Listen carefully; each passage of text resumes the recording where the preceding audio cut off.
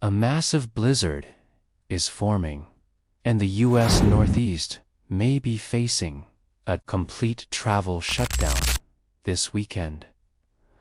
A rapidly intensifying winter storm is targeting New York, Pennsylvania, New Jersey, and all of New England with heavy snow, 50 mph winds, and dangerous whiteout conditions.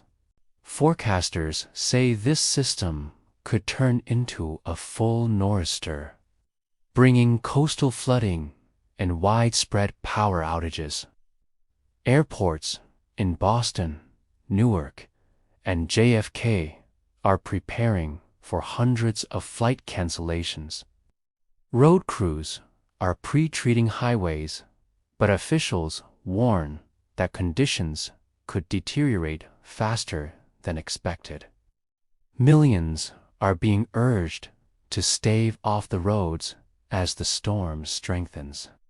This could be one of the most disruptive snow events of the season. Don't forget to like, share, subscribe.